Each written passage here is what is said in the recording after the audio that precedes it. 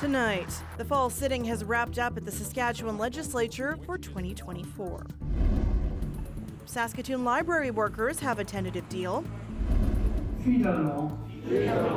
100 new citizens take their Canadian oath of citizenship on Human Rights Day in Saskatchewan.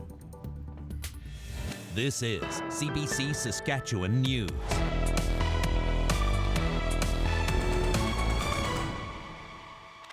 It is Tuesday, December 10th, and the CBC Saskatchewan News starts right now. Good evening and thank you for watching. Quick and to the point, a brief legislative session came to an end Tuesday morning as Alexander Kwan reports a promise to do better from the provincial government ran into a larger opposition caucus. 10 days is not a lot of time, but it's how long a short sitting of the legislature lasted after the October 28th provincial election. On Tuesday, Premier Scott Moe had a chance to reflect on his promise that the newly re-elected government would, quote, do better. This session was largely about setting the foundation for both enacting our platform, but providing the change that Saskatchewan people have asked for, and we feel that we have done that. Saskatchewan NDP leader Carla Beck believes the short sitting provided an opportunity. A chance to showcase the fantastic new MLAs that we have on our side. The opposition NDP nearly doubled its seats after the election, and the short session echoed a lot of the same rhetoric as their campaign. The two sides agreed on a couple of bills, but disagreed on the path to affordability measures. The NDP was also unsuccessful in seeking discipline for a former MLA for violating conflict of interest legislation. Beck says it's more of the same from the Saskatchewan Party. Talking about change is easy.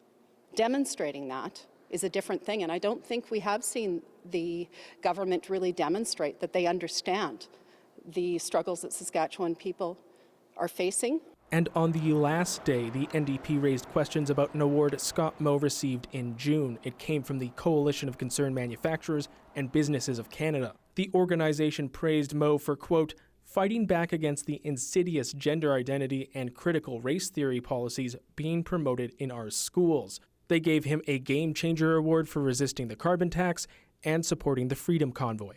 That is what was communicated to us. I'll have to check what the award was for. The NDP's ethics critic says the awards gala was a partisan event. Mayor Conway wants to know why Moe didn't mention his award. There is a concern that it's trying to be hidden. As for when MLAs come back to the legislature, Moe says he hasn't chosen a date for next year just yet. Alexander Kwan, CBC News, Regina. The Saskatchewan Coroner Service is reporting a significant decline in drug overdose deaths, but no one can say for certain why fewer people have died from accidental drug poisoning this year. Helena Mahalik reports. Like many places, this province has a serious drug overdose problem. Numbers have been on the rise over the last few years of people dying from drugs like fentanyl. Statistics Canada recently reported Saskatchewan had the third highest rate of accidental drug poisoning deaths in 2023, after BC and Alberta. Now, things could be turning around. The Coroner's Service's latest report suggests drug-related deaths are still high, but on the decline in Saskatchewan. There were 334 confirmed and suspected drug deaths in the first 11 months of the year. That compares to 437 around the same time last year.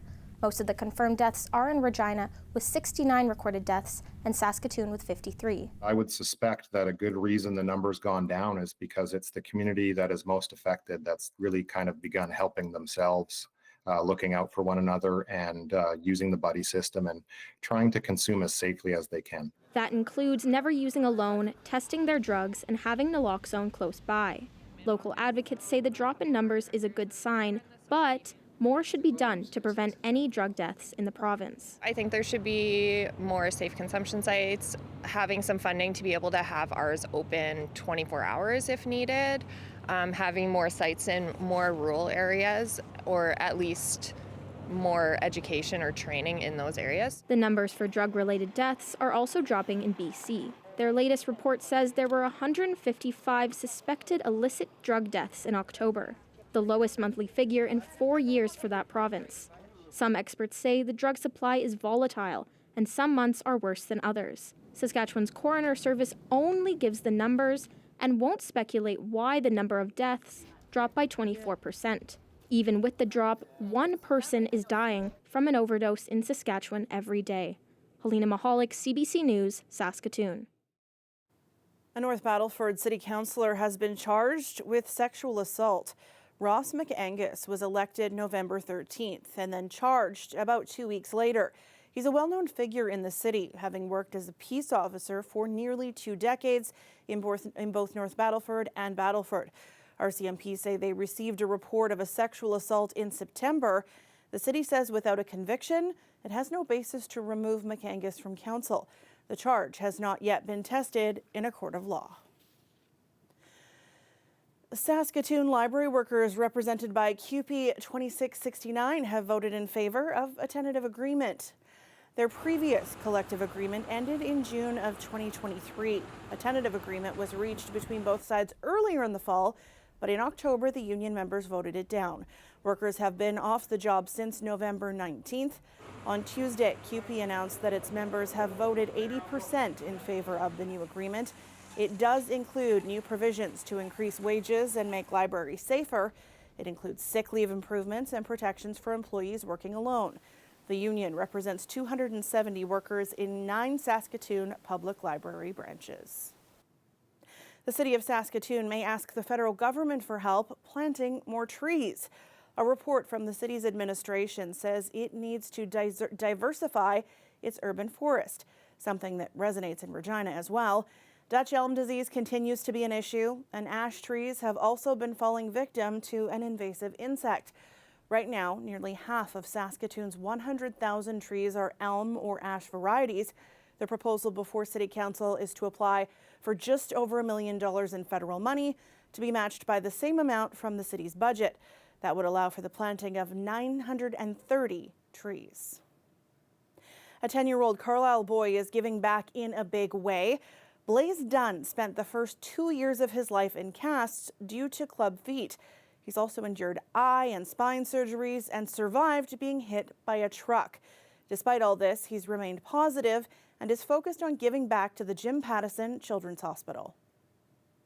My name is Blaze and I am 10 years old. So he's had 4 surgeries for his feet now. And he was diagnosed with strabismus, which is cross-eyed, so he had his eyes straightened. And then he had his accident, so he had surgery on the right side of his body. I was riding my bike and I was on the driveway. There was a truck that came out of nowhere from the back alley near our house. Hit the side of it. It was hauling the trailer with like a lawnmower on it. And I got ran over by my right side, but not my left. That was just utter shock. I mean, the Children's Hospital was amazing. They knew what we needed when we didn't, because like it's a family trauma, right? When I got in there, I met a bunch of kids and they went to the hospital because they had diseases or bad stuff. So then I decided, well, I saw signs of people's faces on there, and I asked my mom why. He saw the donor wall, and he was asking about all the names. I explained that those were philanthropists, and he said, well, what are philanthropists, Mom? Hard word for an 8-year-old. I said, well, those are people that give money from their heart to help kids like you get the care you need. And I suggested I want to help and do that, so let's open lemonade stands and bake sales to help donate. And would you like to put your name in a goal? Our original goal was $9,000 because he was 9 years old at the time. And we're at over $75,000 in 2 years. And some families that can't pay, that money will go to pay for them and for new equipment. We all have heroes in our life. You don't expect your hero to be your child. They tell me that I'm doing amazing and that this is great for the Children's Hospital. The honors keep coming for Canadian swimmer Summer McIntosh.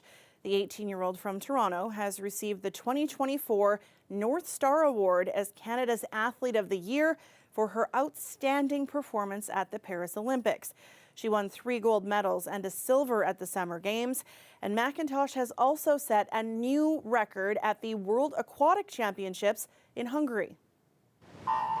And we're underway in the women's 400-meter freestyle. McIntosh led from start to finish, taking the women's 400-meter freestyle in a world record time of 3 minutes 50.25 seconds. She cut more than a second off the old record. It is her first individual short course gold medal. McIntosh picks up $25,000 US for that record. Fellow Canadian Mary Sophie Harvey from Quebec won bronze in the event. Well, after a few warmer days, time to bring back all your layers and winter woolies. Those wind gusts are making it feel way colder than I think most of us would like, and it looks like we're kind of stuck with it for the rest of the week. Ethan will have the details on how it all plays out in your forecast after the break. Stay with us.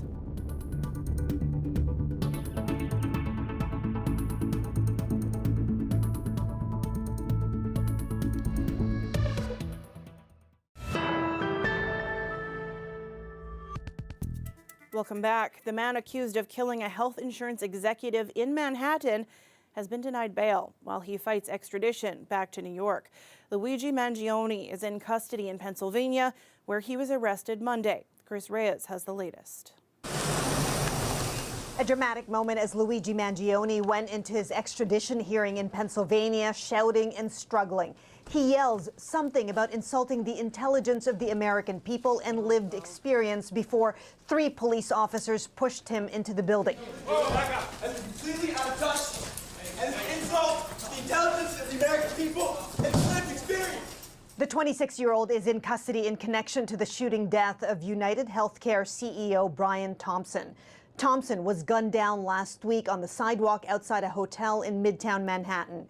Mangione is also facing firearm charges in Pennsylvania, where he was arrested on Monday at a local McDonald's. More details have surfaced about Mangione, an Ivy League graduate from a wealthy family with businesses in long-term health care facilities.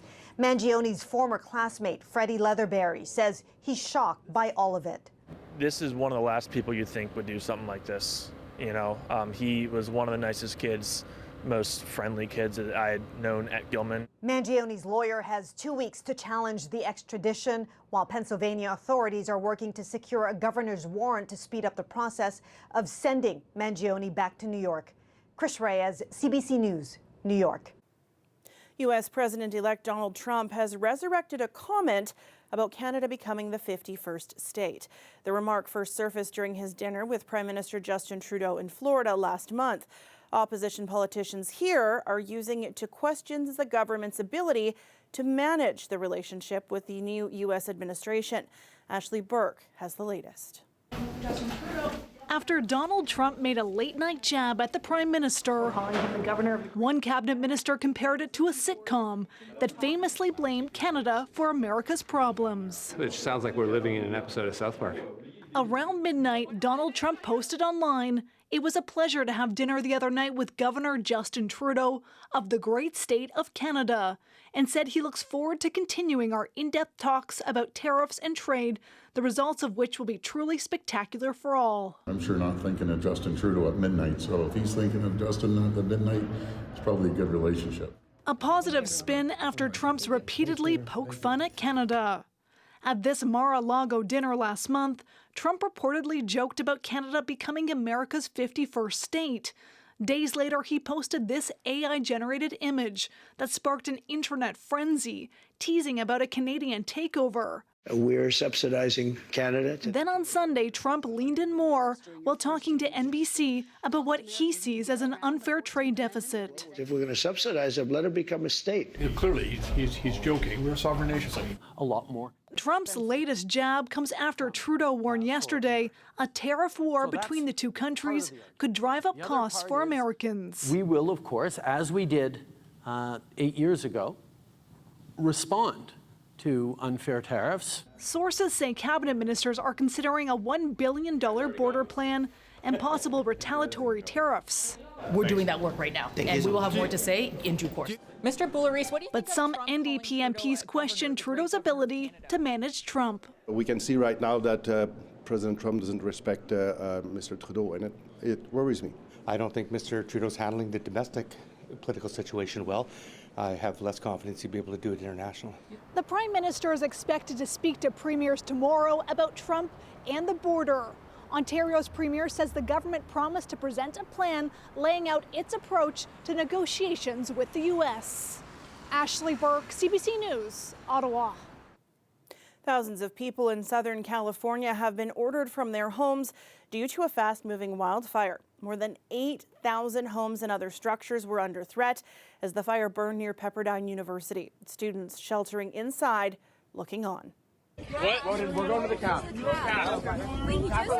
Franklin Fire, as it's known, has been moving south, fueled by strong Santa Ana winds. Officials estimate the wildfire has already burned more than 9 square kilometers of trees and dry bush. They don't know yet what started it. The weather update is brought to you by Capital GMC Buick Cadillac. Year-end clearance is on now.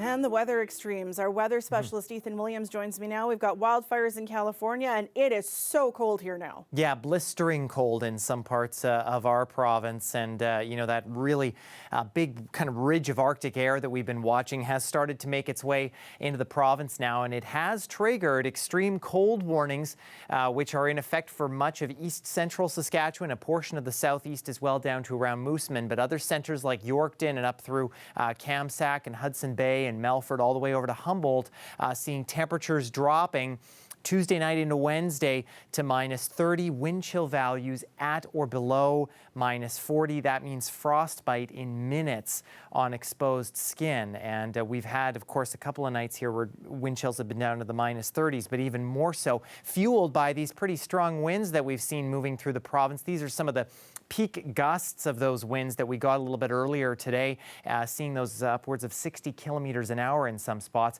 This all the result of a cold front which has been dropping through the province, and you can really see how it's been working its way through the province here, because as we got into the early morning hours of Tuesday, it had already passed through much of the north, so well down into the -20s there. But by the midnight into Tuesday, we actually saw temperatures still pretty warm through south and central into those kind of low minus single digits. That's what I'm trying to say. As we got into the very, very early morning hours Tuesday, these are maximum temperatures. So then, of course, as that front plunged southward, that's when we got those very, very cold temperatures. But that front has also cleared things out very nicely, and we have seen most of the province under a mostly sunny skies, save for southwestern Saskatchewan and west central areas where we will see a little bit more snow, maybe a couple more centimeters in far southwestern sections overnight into early Wednesday. This area of high pressure reinforces that cold in place. You can see the divide here where we don't have any cloud cover in place overnight. That's where those temperatures are really going to drop. Actually markedly warmer in the areas where we are seeing that cloud cover staying in place as that high pressure continues to have that pattern go along over these next couple of days here, especially even as we get into Thursday. But it's by Friday, though, that we see this next system start to move in from Alberta. That high pressure moves out, and that'll allow some warmer air in. And the other thing that's going to happen is we're going to see our winds shift direction, nice and calm. You don't see the numbers on here right now, but you can see by the color gradient, at least, that they begin picking up a little bit on Thursday. But these winds will be southerly, so that'll usher in that nice warmer air. So you see that warm up happening for the weekend, but until then, yeah, some pretty frigid cold these next couple of days, especially in Regina. We'll get that warm up for the weekend and then back to more seasonal values for the start of next week, and a fairly similar pattern for Saskatoon, a bit warmer than Regina, but still very cold with wind chills near -30. With that wind, Sam, just kind of feeling like pins and needles on your face. It hurts my face. It does, sure does. Thanks, Ethan. You're welcome. The wonderful people of the Heritage Community Association are scarf bombing their neighborhood, and it couldn't come at a better time as those temperatures drop again. People left scarves, hats, mittens, and other warm winter gear with an "I'm not lost" tag for someone in Regina who might need it. Yes, a day of intentional litter with the support of the Regina Police Service. There was also drumming, snacks, and much needed hot chocolate for those who helped out. We'll be back after the break.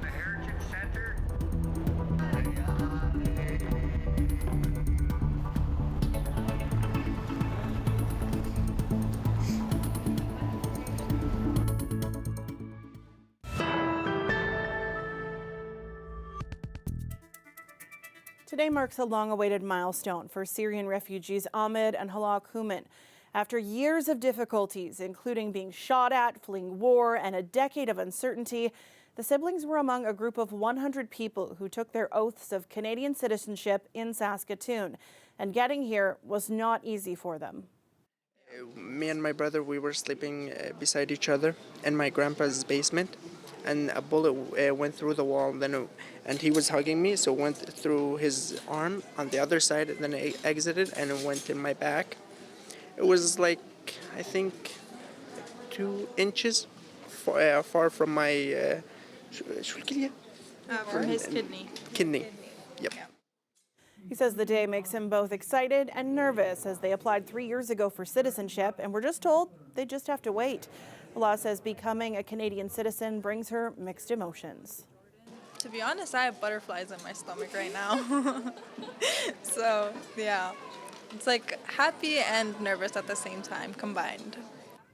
They both say they're happy that the government has fallen in Syria with the end of the Assad regime.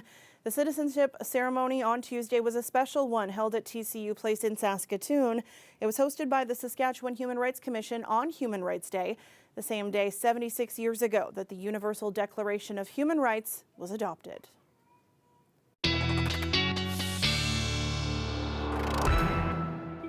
And Ethan is back with one last look at your frigid weather. Yeah, and I mentioned that parts of south and central Saskatchewan going to be down in the deep freeze again, where we see that extreme cold warning -30, feeling -40. Out a little further west, though, where we're getting that cloud cover in the snow, you see how those temperatures are just that much warmer. Some of us maybe even above -20 overnight. In the north, though, it is mostly just temperatures, close to that -30 marker, especially further north with those clearer skies. Below that, below the -30 mark. As we head into tomorrow, not much of an improvement by the morning hours, and we'll maybe get into kind of those mid -20s for most locations. But you see there, Stony Rapids barely making it out of the -30 range with some pretty fierce wind chills. Take a look as we go into kind of the afternoon hours Wednesday, and you'll notice that cloud cover, that divide there, making a nearly 20-degree temperature spread between Maple Creek and Yorkton. And I think that's the way things are going to shape up for us the next couple of days, Sam. A province divided. Yes, that's right. Thanks, Ethan. You bet. That is it for us tonight. For more news anytime, you can head to our website, subscribe to the CBC Saskatchewan YouTube channel, or download the CBC News app on your smartphone or tablet. Thanks for watching. Have a great night.